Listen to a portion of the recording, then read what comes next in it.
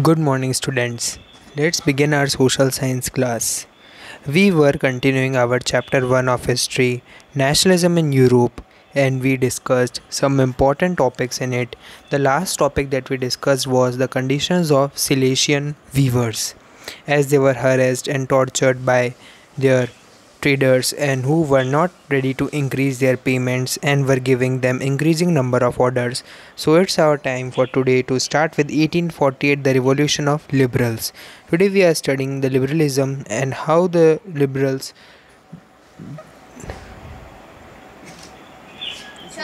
conducted the revolution in 1848. Parallel to the revolts of poor, unemployed, and starving peasants and workers in many European countries in the year 1848, a revolution led by the educated middle class was underway. As we were seeing, because of the increasing hardship and hunger, the poor and unemployed were at their revolution. Here, middle class who were actually educated and literate were also to conduct a revolution. Events of February 1848 in France had brought about the abdication of monarch and a republic based on universal male suffrage that had been proclaimed.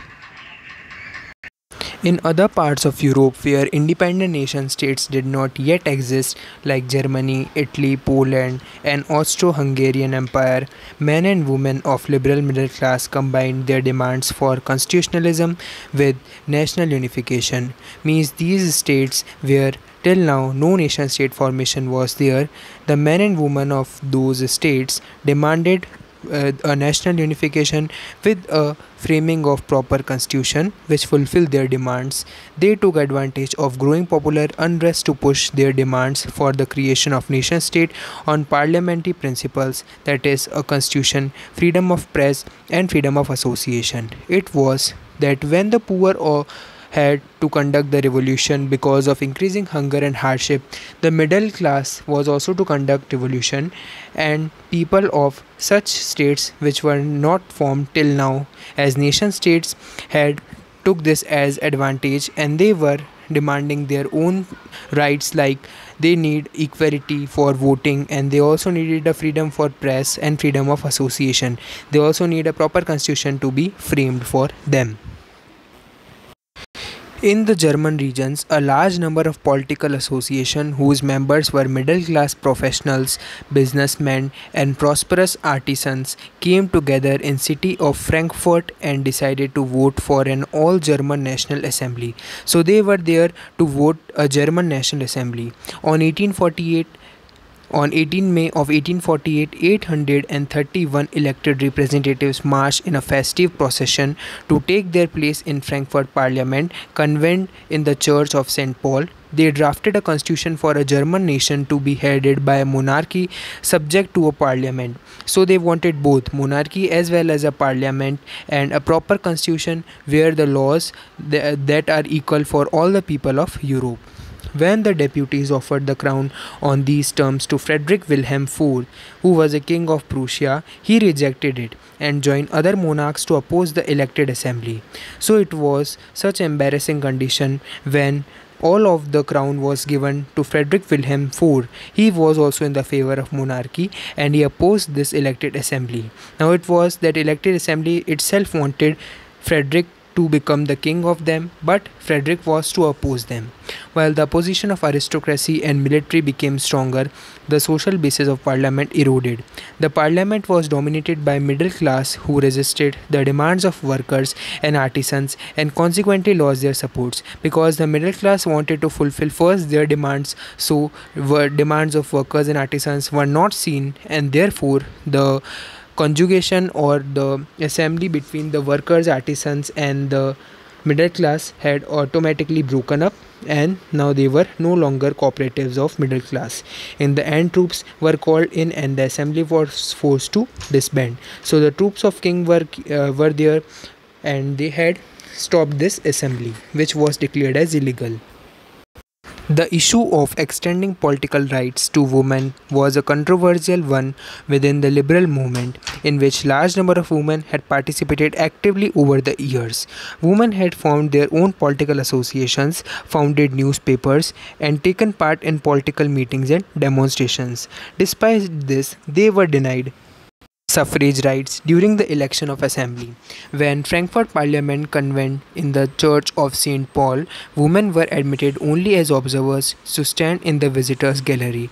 So this was such a different situation where women itself were actively participating among the liberal movement, and liberals also do not want, and they were also having the same orthodox mind as the other communities, which give women no importance in the constitution as well as politics. So over here in the Church of St. Paul or in the Frankfurt Parliament also, women were just to be present as observers in the visitors gallery. They were not to be present to express their views. Though conservative forces were able to suppress liberal movements in 1848, they could not restore the old order. Monarchs were beginning to realize that the cycle of revolution and repression could only be ended by granting concessions to liberal nationalist revolutionaries. Students, as we saw that the demands of middle class were repressed by conservatives in 1848, yet the conservatives were totally not successful, because the monarchs which were favored by conservatives, the monarchs themselves start realizing that if we are not fulfilling the demand of liberal nationalist revolutionaries, then we are not able to form our proper government. Hence, in the years after 1848, the autocratic monarchies of Central and Eastern Europe began to introduce the changes that had already taken place in Western Europe before 1815. The serfdom and bonded labor were abolished both in Habsburg dominions and in Russia. The Habsburg ruler granted more autonomy to the Hungarians in 1867. So here it was a turn when the conservatives themselves realized, as well as the monarchical government had given some of the rights to the common people who were existing there, and some of the rights and serfdom and bonded labor were abolished. Now you can see this image which shows the Frankfurt Parliament in the Church of St. Paul. You can see still over here that women were in the visitors gallery and they were not there to express their views. Now this was such an embarrassing situation where women themselves were actively participating in the liberal nationalist movements, yet liberals were also not allowing women to be present in the politics and to take the active decisions. Germany. Can the army be architect of the nation? Means, can army design a nation and its constitution? So let's read. After 1848, nationalism in Europe moved away from its association with democracy and revolution. Now means democracy and revolution were not the major hotspots where the topic was to be discussed and the revolution was to be carried. Nationalist sentiments were often mobilized by conservatives for promoting state power and achieving political domination over Europe. This can be observed in the process by which Germany and Italy came to be unified as nation states. As you have seen, nationalist feelings were widespread among middle-class Germans who in 1848 tried to unite the different regions of German Confederation into a nation state governed by an elected parliament. This liberal initiative to nation building was, however, repressed by combined forces of monarchy and military supported by large landowners that were called Junkers of the Prussia. So they were there who had repressed the actions that were taken by liberal revolutionaries. From them on, Prussia took on the leadership of the movement for national unification, and its chief minister Otto von Bismarck was the architect of this process, carried out with the help of Prussian army and bureaucracy. So you can see over here that the Prussia had took over the leadership from the monarchy, and here the chief minister of Prussia was Otto von Bismarck, who was now the leader of whole Europe. 3 wars over 7 years with Austria, Denmark and France ended in Prussian victory and completed the process of unification. In January 1871, the Prussian king William I was proclaimed German emperor in the ceremony that was held at Versailles. So at Versailles it was that William I in 1871 of January was proclaimed the emperor of Germany. On the bitterly cold morning of 18th January 1871, an assembly comprising the Prince of German State, representatives of army, important Prussian minister, including the chief minister Otto von Bismarck, gathered in unheated hall of mirrors in the Palace of Versailles to proclaim the new German Empire headed by Kaiser William I of Prussia. The nation building process in Germany had demonstrated the dominance of Prussian state power. The new state placed a strong emphasis on modernizing the currency, banking, legal, and judicial systems in Germany. Prussian measures and practices often became a model for rest of the Germany. So it was that the nation building process that had been carried out in Germany was demonstrating the dominance of Prussia, and it was because it was modernizing the currency, banking, legal, and other systems of Germany. Now we discuss a major and a very important case, that is of unification of Italy. Like Germany, Italy too had a long history of political fragmentation. Italians were scattered over several dynastic states as well as multinational Habsburg Empire. During the middle of the 19th century, Italy was divided into 7 states, of which only one, that is Sardinia Piedmont, was ruled by Italian princely house. Now you can see that Italy itself was divided into 7 states, but here only one, that was Sardinia Piedmont, was ruled by the princely house or the king of there. The north was under Austrian Habsburgs, the center was ruled by Pope, and the southern regions were under the domination of Bourbon kings of Spain. Even the Italian language had not acquired one common form and still had many regional and local variations. So Italy was not unified because in Italy only the central part was ruled by the Italy princely house and the rest of the parts were ruled by other countries. During the 1830s, Giuseppe Mazzini had sought to put together a coherent program for a unitary Italian republic. He had also formed a secret society called Young Italy for the dissemination of his goals. Now we have studied it in before class also about Giuseppe Mazzini and the secret societies that were formed by him. One was Young Italy, so that whatever his goals were there, it could be implied successfully by the cooperation of many people.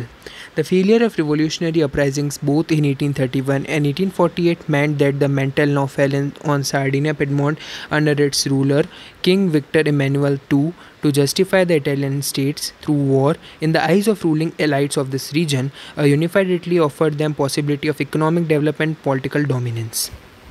Now, Chief Minister Cavour, who led the movement to unify the regions of Italy, was neither a revolutionary nor a democrat. Like many other wealthy and educated members of Italian elite, he spoke French much better than he did Italian. So he was just common like other people. Though a tactful diplomatic alliance with France engineered by Cavour, Sardinia Piedmont succeeded in defeating Austrian force in 1859. So we have seen that Austria was also ruling some part of Italy, but Austria was now defeated and Italy had acquired its old land. Apart from regular troops, a large number of armed volunteers under the leadership of Giuseppe Garibaldi joined the fray. In 1860, they marched into South Italy and the Kingdom of Two Sicilies and succeeded in winning the support of local peasants in order to drive out Spanish rulers. Now they had went to South, and their Spanish rulers who were ruling Italy were now ruled out because of the support that they had got from the southern Italy for the unification. In 1861, Victor Emmanuel II was proclaimed the King of United Italy. Now the unification of Italy was done and its king was Victor Emmanuel II. However, much of the Italian population, among whom rates of illiteracy were very high, remained blissfully unaware of liberal nationalist ideology. So they were not concerned of this ideology, they had remained blissful. The peasant masses who had supported Garibaldi in southern Italy had never heard of Italia and believed that La Italia was Victor Emmanuel's wife. But it was not actually what they were thinking about. It was just unification of Italy. You can see, students, Italian states that were before unification. You can see that some part was by Sardinia and the another parts were ruled by king of both Sicilies, and then there Venetia, Lombardy, and then Papal State, then Tuscany, Modena, Parma. So these all of the states were ruled by other princely houses. Then we see after unification, a common princely house was to rule the whole Italy, and it was called the unification of Italy. Now we discuss a strange case of Britain. So that is the unification of Britain. The model of the nation or the nation state, some scholars have argued, is Great Britain. In Britain, the formation of nation state was not the result of sudden upheaval or revolution. It was the result of long drawn out process. So the people discuss, the educated people discuss over there that in Britain the unification was not sudden, it was a gradual process. There was no British nation prior to 18th century. The primary identities of people who inhabited the British Isles were ethnic ones like English, Welsh, Scot and Irish. So these four communities were there who had acquired Britain that time. All of these ethnic groups had their own cultural and political tradition. So actually the Britain, any state like Britain did not existed before the 18th century, because it was four communities, English, Welsh, Scot and Irish, that they had acquired Britain. And it was not that they were ruling Britain, they had acquired their own territory which was no longer any territory existing before. But as the English nation steadily grew in wealth, importance and power, it was able to extend its influence over the other nations of islands. So English, as it was developed more and more and it was powerful economically, Welsh, Scot and Irish had degraded. The English Parliament, which had seized power from monarchy in 1688 at the end of protracted conflict, was instrument through which a nation state with England at its centre came to be forged. The Act of Union 1707 between England and Scotland that resulted in the formation of United Kingdom of Great Britain meant in fact that England was able to influence Scotland and impose its influence on Scotland. So it was when England and Scotland, they both had signed a treaty that is to form United Kingdom of Great Britain, and we think like that they both will rule equally, but it was not actually, and England had imposed its domination over Scotland. The British Parliament was henceforth dominated by English members. The growth of a British identity meant that Scotland's distinctive culture and political institutions were systematically suppressed. So every diversity that were present in the Great Britain were now suppressed eventually because of the increasing economic strength of English people. The Catholic clans that inhabited the Scottish Highlands suffered terrible repression whenever they attempted to assert their independence. So it was that if anyone tried to assert their independence, they were harassed and tortured. The Scottish Highlanders were forbidden to speak their Gaelic language or wear their national dress, and large numbers were forcibly driven out of their homeland. So they were not allowed to speak their own mother tongue, they were neither allowed to live in their own culture, and they were also driven out from their homeland. Ireland suffered a similar fate. It was country deeply divided between Catholics and Protestants. So Ireland had two type of communities, Catholics and Protestants. The English helped Protestants of Ireland to establish their dominance over a largely Catholic country. So we can see Protestants were in minority, but due to the support of English people, the Protestants were able to suppress Catholic country. Catholic revolts against British dominance were suppressed, and after a field revolt led by Wolfe Tone and his United Irishmen in 1798, Ireland was forcibly incorporated into United Kingdom in 1801, and then a new British nation was forged through the propagation of a dominant English culture. The symbols of New Britain were the British flag that was called Union Jack. The national anthem was God Save Our Noble King. The English language were actively promoted, and older nations survived only as subordinate partners in this union. So we can see that how Catholics were supported by English, and how the Protestants were supported by English, and how they had suppressed whole Catholic country, and eventually the Protestants were also suppressed by English people. And that's why we say that the Great Britain became as England, because the whole of the Britain was now acquired eventually by English people due to their high economic power. So that's all for today, students. Thank you and have a nice day.